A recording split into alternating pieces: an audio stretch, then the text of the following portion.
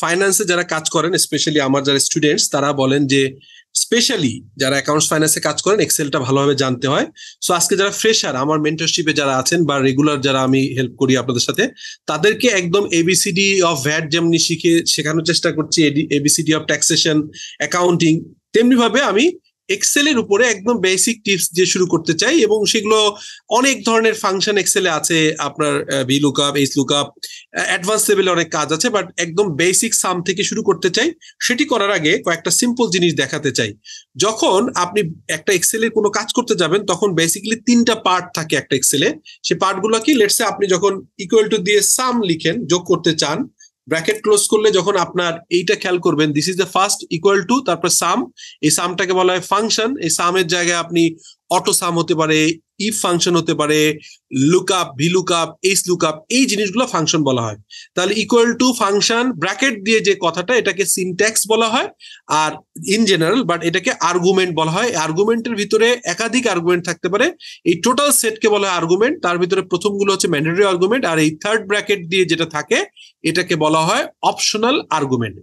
আর আমরা আরেকটা জিনিস বলে রাখি, সেটি হচ্ছে ফাংশন এক্সেলের ভিতরে আপনি ফর্মুলা নিজে লিখে লিখে করতে পারেন, অথবা এক্সেলের ইনবিল্ড যে আপনার ফর্মুলা আছে, যেমন a predetermined formula that performs a calculation, যে কোনো এক্সেলের প্রিডিটারমাইন্ড ফর্মুলা যেটা ক্যালকুলেট করে সেটাকে ফাংশন বলা হয়। সো এই ফাংশনের আইডিয়াটা আমরা পেয়ে গেলাম এবং আমরা বুঝতে পারলাম যে what is function name, what is syntax অথবা আর্গুমেন্ট, এবং কোনটা হচ্ছে অপশনাল আর্গুমেন্ট। এবং খেয়াল রাখতে হবে প্রত্যেকটা আর্গুমেন্ট লেখার পরে আমরা একটা সেপারেটর ইউজ করা হয় কমা দিয়ে। এটাকে বলা হয় সেপারেটর বা কমা, এটাকে বলা হয় সেপারেটর বা কমা।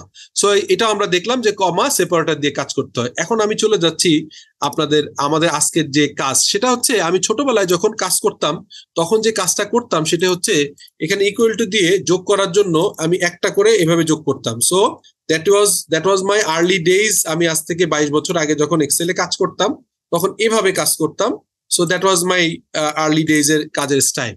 বাট এটা করলে সবচেয়ে বড় সমস্যা হচ্ছে যে যদি কোনো একটা আপনার কলাম ডিলিট হয়ে যায় তাহলে কিন্তু এই রেফারেন্স ভ্যালু শো করে, অর্থাৎ তখন কিন্তু আপনার যোগটা প্রপারলি দেখায় না। সো কিভাবে যোগ করবেন, একদম বেসিক হচ্ছে আগের মতোই সাম লিখবেন, এই যে ব্র্যাকেট দিলেন, ব্র্যাকেট দেওয়ার পরেই আপনাকে হচ্ছে যে এই যে রেঞ্জ আছে, এই যে নাম্বার, তো নাম্বার আপনি এই রেঞ্জটাকে সিলেক্ট করে দিলেন, এটাকে এন্টার দিলেই হয়ে যাবে, ব্র্যাকেট না ক্লোজ করলেও চলবে। সো এইখানে আপনার যোগ চলে আসলো। এখন এইটা কি সুবিধা হচ্ছে আমরা অনেক সময় যোগ করার সময় পরের কলামগুলোকে এইভাবে টানি, এটি না টেনেও কিন্তু আমরা সিম্পল, এখানে দেখবেন ছোট্ট একটা পিন আছে, এটাকে ক্লিক করলে অটো সব যোগ হয়ে যাবে। সো এই কাজটাকেও আপনি হেল্প করবার জন্য কিন্তু বড় একটা আপনাকে হেল্প করবে এই এক্সেল এর টুলগুলো। বাট খেয়াল রাখতে হবে অনেক সময় যদি এইটাকে আবার প্রবলেম হচ্ছে যে যদি আমি এগুলো ডিলিট করে দিই, লেটসে যদি আপনি এখানে এই একইভাবে অটো সামটা যদি আপনি করেন, লেটসে আপনি অটো সাম করলেন, করার পরে আপনার ভিতরে একটা কলাম চলে আসলো কোনো কারণে নতুন, তখন কিন্তু আর এটিটা টেনে কাজ হয় না, তখন কিন্তু আপনাকে এভাবে টেনে কাজ করতে হবে। অর্থাৎ আপনি রিলেটিভ ডেটা, অর্থাৎ পরপর যদি এরকম অ্যাবসলিউট রিলেটিভ ডাটা থাকে তাহলে এই যোগটা এভাবে টানলে হয়। আদারওয়াইজ যদি ভিতরে কোনো যদি আপনার থাকে, আপনার গ্যাপ থাকে, যেমন এখানে কলাম ছিল, তখন কিন্তু এইটা আর কাজ করে না, এইভাবে কাজ করে না। তখন যেটা করতে হয় তখন হচ্ছে এটাকে টেনে যোগ করতে হবে ম্যানুয়ালি। সো এটা একটা আমরা জানতে পারলাম। এরপরে আরেকটা জিনিস জানতে চাই, সেটি হচ্ছে যে আমরা লেটসে এই রাকিবের পরে আমি একটা নতুন করে একটা রো ইনসার্ট করি। আমার এখন কাজ হবে আমি যোগগুলো এরকম রো ওয়াইজও টানবো, কলাম ওয়াইজও টানবো। সেটা করতে গেলে আমাকে যেটা করতে হবে, একটা ফর্মুলা আছে অল্টার ইকুয়াল টু ফর্মুলা। এটা হচ্ছে কিরকম, আমি সিলেক্ট করলাম যে যোগটা করতে চাই, আমরা কিবোর্ডে যে অল্টার ইকুয়াল টু চাপলে আমার সবগুলো যোগ এখানে চলে আসবে। আমি অল্টার ইকুয়াল টু দিলেই আমার এখানে আমি যে সিলেক্ট করলাম এই সিলেক্টের ভিতরে আমি এখানে সিলেক্টের রেঞ্জে যে আমি অল্টার ইকুয়াল টু দিলে আমার সমস্ত যোগগুলাই এখানে চলে আসার কথা। সেটা হচ্ছে আমার যোগগুলো আমার সম্ভবত ম্যানুয়ালি কোনো অল্টার প্লাস ইকুয়াল টু দিতে হবে, অল্টার প্লাস ইকুয়াল টু আপনার চাপলেই, অল্টার প্লাস ইকুয়াল টু চাপলে আপনার এটা হয়ে যাওয়ার কথা। সো আমি অল্টার প্লাস ইকুয়াল টু দিয়ে করে ফেললাম।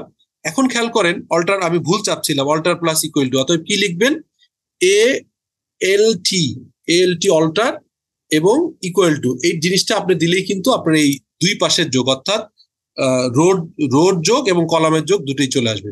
সো এটি আমরা আমরা করে ফেললাম, এটা খুব ইজি, আমরা দেখে নিলাম।